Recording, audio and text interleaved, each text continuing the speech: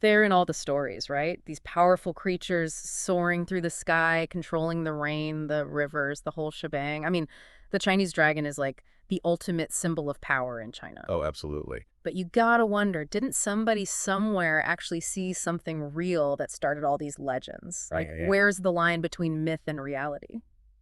Well, that's what we're going to try to figure out today as we take a deep dive into the history and mythology of Chinese dragons, or Long, as they're known in China. Yeah, long.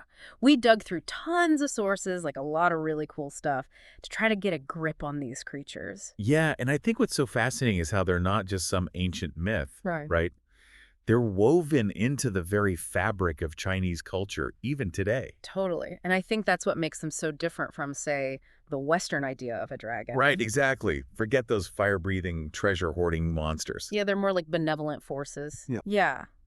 We're going to explore like everything from their ancient origins and what they symbolize to some genuinely bizarre historical accounts that might make you question everything you thought you knew about dragons. Oh yeah, we found some wild Oh, stories. for sure. So buckle up, folks, because this is going to be one heck of a ride. So, to start, let's go way back to the beginning. Okay, yeah, we're talking way back to the Neolithic period, Oh, yeah. thousands of years ago. Yeah. And even then, you start seeing images of dragons popping up in archaeological finds, things like pottery and jade carvings. Which is incredible when you think about it. Like, one of the earliest examples we found was this jade dragon from the Hamshan culture, dating back to like 4700 to 2900 BCE. Wow. It's basically a pig dragon, but it's wild to think how early on these creatures captured people's imaginations. It is. It makes you wonder what they were seeing or experiencing that led to those early depictions. Right. And speaking of depictions, early Chinese dragons didn't really look like the ones we're familiar with today. No, they were a lot more, let's say, creative. Yeah, like way more. They were kind of a mashup of different animals. Like, picture this: scales of a fish, the tail of a snake, the belly of a clam, maybe a sea serpent, who knows? Right. A head like a camel, antlers from a deer, ears like a cow, eagle claws, tiger paws, But and to top it all off, eyes like a ghost. it's like they took all the coolest animal parts and just like Frankenstein them together. Exactly. And I think that actually says a lot about how they viewed dragons. It wasn't just one animal. It was like the embodiment of the power and diversity of nature itself. That's a really good point. So, over time, the image of the dragon kind of evolved and became more standardized, especially by the Han Dynasty. That kind of classic serpentine coiled dragon shape we know today really started to take hold. Yeah, and that coiled form is really significant. It represents the constant movement and change of life, the cyclical nature of things. And it's also super tied to the East, springtime, and all those ideas of new beginnings and Oh, growth. absolutely. They're like a symbol of positive transformation. Okay, so let's dive into the symbolism a bit more, Yeah, let's get into it. because there's a lot to unpack here. Unlike those, like, typically villainous Western dragons, Chinese dragons are generally seen as benevolent forces. Totally. They represent power, for sure, but also wisdom, good fortune, and this idea of positive change. And their connection to water is huge. Oh, yeah, massive. They're considered the rulers of all forms of water: waterfalls, rivers, oceans, you name it. The dragon god is believed to be responsible for rain and is even associated with yang, that active masculine energy in Chinese philosophy. So they're closely linked to agriculture, prosperity, and maintaining balance in the natural world. Definitely. And you often see them depicted with a pearl, which symbolizes spiritual energy, wisdom, and even immortality. There's often this imagery of two dragons chasing after a fiery pearl, which is thought to represent the pursuit of enlightenment or spiritual fulfillment. It's a really powerful symbol. It is. And beyond water, they're also associated with the east, the direction of the rising sun, and the element of water in the five element system. So they really embody this sense of adaptability, flexibility, and going with the flow. Right, they're not rigid or fixed. They're dynamic and ever-changing. Plus, if you're lucky enough to be born in the year of the dragon in the Chinese zodiac, you supposedly inherit some of these awesome dragon traits like courage, strength, and a bit of that magical flair.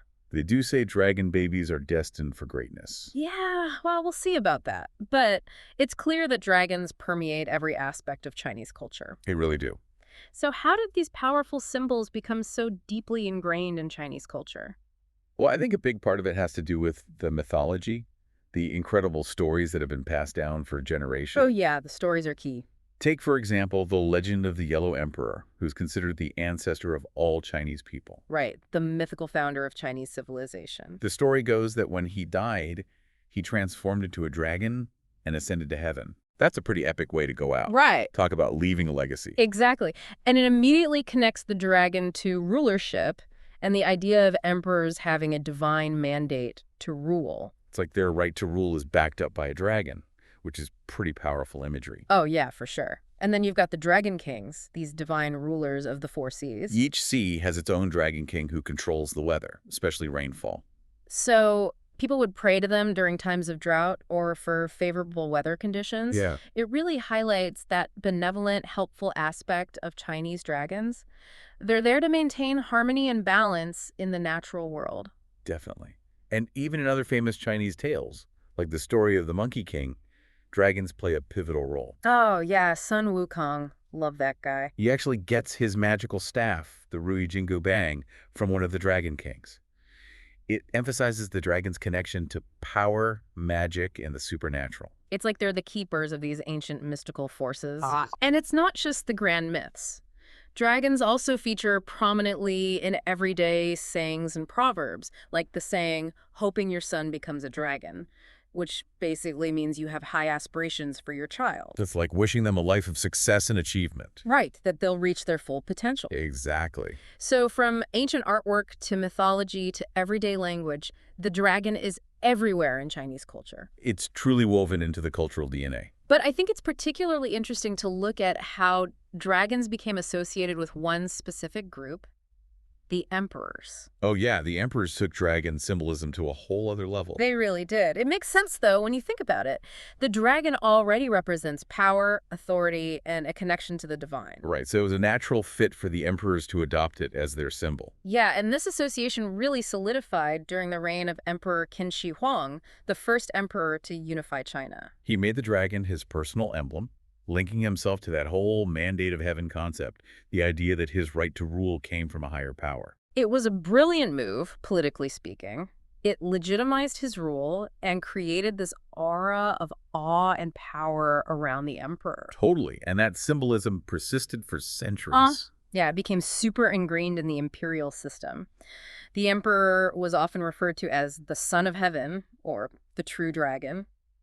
His throne was called the Dragon Throne. His robes were adorned with elaborate dragon designs. Even his official seals featured dragons. They even had strict rules about how many claws a dragon could have, depending on who was using the symbol. Oh yeah, the claw thing is fascinating. The emperor got to rock the five-clawed dragon, while nobles could only have four, and commoners were stuck with three. It was like a visual hierarchy encoded in the dragon itself. Right. And during the Ming and Qing dynasties, if you weren't the emperor and you were caught using a five-clawed dragon, that was considered treason. Like, you and your entire family could be executed. Talk about high stakes. Seriously. And you see dragons everywhere in imperial architecture, especially in the Forbidden City, which is basically a dragon-themed wonderland. It is. There are thousands of dragon designs all over the place. On the gates, the roofs, the walls, you name it. Like the 9-dragon wall, for example. Yeah. With its, 9 massive dragons. It's this incredible display of imperial power and divine authority. Right. It's like they're saying, we're in charge and the dragons have our back. Exactly. Okay, so we've talked about the mythology, the symbolism, the imperial connection, We've covered a lot of ground. but our research also uncovered something a bit unexpected. Oh, yeah. Actual historical accounts of people claiming to have seen dragons. This is where things get really interesting. Right, because we've been talking about legends and symbols, but now we're venturing into the realm of, potential real-life encounters. Right, where the line between myth and reality gets a little blurry. Exactly. And there are accounts going all the way back to the Han Dynasty, like reports of dragons appearing in wells or at a place called Dragon Mountain, appropriately enough. Makes you wonder what they were really seeing. Right. And get this, there's this story from the Jin Dynasty about the emperor himself witnessing a black and a white dragon playing in the sky. No way. Yeah. He was so impressed that he held a special ceremony to worship them, pardoned criminals, and even named his palace after the event. Talk about a dragon enthusiast. Seriously. But it shows how seriously these sightings were taken back then. It wasn't just some, fringe belief. It was acknowledged at the highest levels of society. It makes you think, If even the emperor believed it, there must have been something to it. Right, and it's not just ancient history. One of the sources we dug up highlighted this fascinating case from 1934 in Yingkou City. After a month of heavy rain and flooding, locals found a creature in a pond that they were convinced was a dying dragon. Wow. Yeah, they even tried to help it by building a shelter for it and pouring water on it. Then it disappeared, only to be found dead a few weeks later. And there are supposedly photographs of locals with its skeleton. That's incredible. I know. And then, in 2004, this older gentleman brought a box of bones to a local history office, claiming they were from that 1934 incident. Oh, wow. That's a pretty big deal. It was. It reignited the whole story and brought it back into the public consciousness. While some people suggested the bones were actually from a whale, it prompted a lot of elderly people who had witnessed the 1934 event to come forward and share their accounts. Some even claimed they saw the creature flying. So it's not just a case of mistaken identity or a hoax. These people genuinely believe they saw a dragon. Exactly. And it's hard to dismiss multiple eyewitness accounts, especially from people who were adults at the time. Definitely. And there was also that viral video from 2007 in another part of China that showed a group of locals with what appeared to be a dragon skeleton, though that one is widely considered a hoax, using cow bones. But it does show that there's still this fascination with the possibility of real dragons existing. Oh, yeah, for sure. And some of the sources we looked at even ventured into some more, shall we say, unconventional theories. Like what? Well, some people have suggested a connection between dragon sightings and, wait for it, UFOs. UFOs? Really? Yeah, the idea is that some of these ancient dragon sightings might actually have been encounters with what we now call unidentified flying objects. Hmm. Bright, snake-like things zipping through the air, disappearing into clouds or water, sometimes making strange noises. That's actually pretty mind-blowing. Right.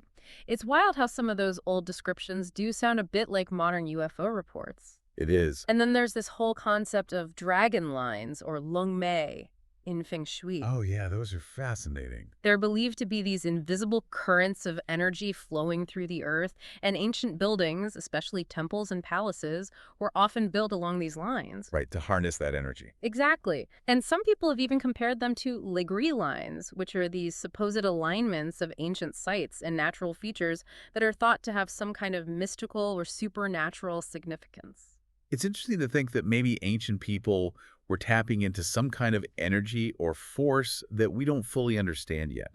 Right, like maybe they were more attuned to the subtle energies of the earth and they interpreted those energies through their cultural lens, through the lens of dragons. And we can't forget about dragon bones, which have been used in traditional Chinese medicine for centuries. Oh, yeah, those are an interesting case. It turns out that most of these dragon bones are actually fossilized remains of ancient mammals, like horses. Right, but for centuries, people genuinely believed they were using real dragon bones for their medicinal properties. It really shows how the legend influenced how they viewed the natural world. Yeah, totally. And even today, there are still occasional stories about people finding dragon skeletons, like that one from a few years back about a supposedly 60-foot dragon skeleton that turned out to be a hoax. Right. But it shows that there's still this enduring desire to find some tangible proof of these mythical creatures. I think it speaks to the power of belief and the way these legends continue to capture our imaginations. Absolutely. So we've traveled from ancient pottery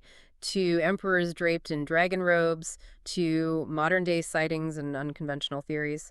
It's been quite a journey. Yes. We've seen how the Chinese dragon, the long, is deeply ingrained in Chinese culture as a symbol of benevolence, power, wisdom, good fortune, and positive transformation. And how its image evolved over time from that early kind of hodgepodge Frankensteinian creature to the more familiar serpentine form we know today. Right, with those strong connections to water, the east, and that yang energy. And we explored those incredible myths, like the Yellow Emperor's transformation, the Dragon King's and the Monkey King's adventures. All reinforcing the dragon's significance in Chinese culture and how the emperors adopted the dragon as their ultimate symbol, with all those intricate rules and rituals surrounding it. And we even delved into those intriguing historical accounts of dragon sightings, the mystery of dragon bones, and those more far-out ideas connecting dragons to UFOs and the energies of dragon lines. And of course, we can't forget how dragons are celebrated in art, the zodiac, dragon boat racing, and that visually stunning dragon dance. Oh, and we almost forgot those 9 sons of the dragon in Chinese mythology, each with their own unique characteristics Yeah. and often used as decorative motifs in architecture and art.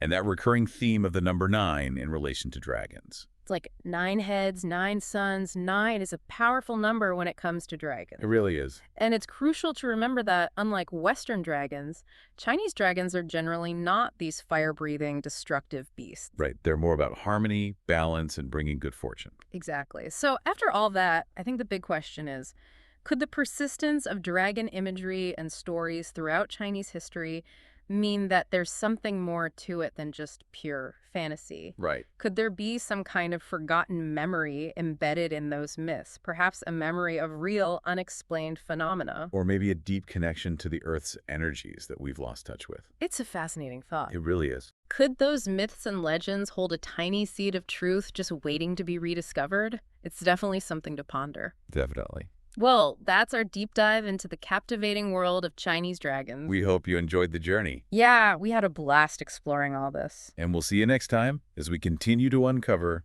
the forbidden unveiled. And if you enjoyed this episode, be sure to follow or subscribe to the show so you don't miss out on our next adventure. Thanks for listening.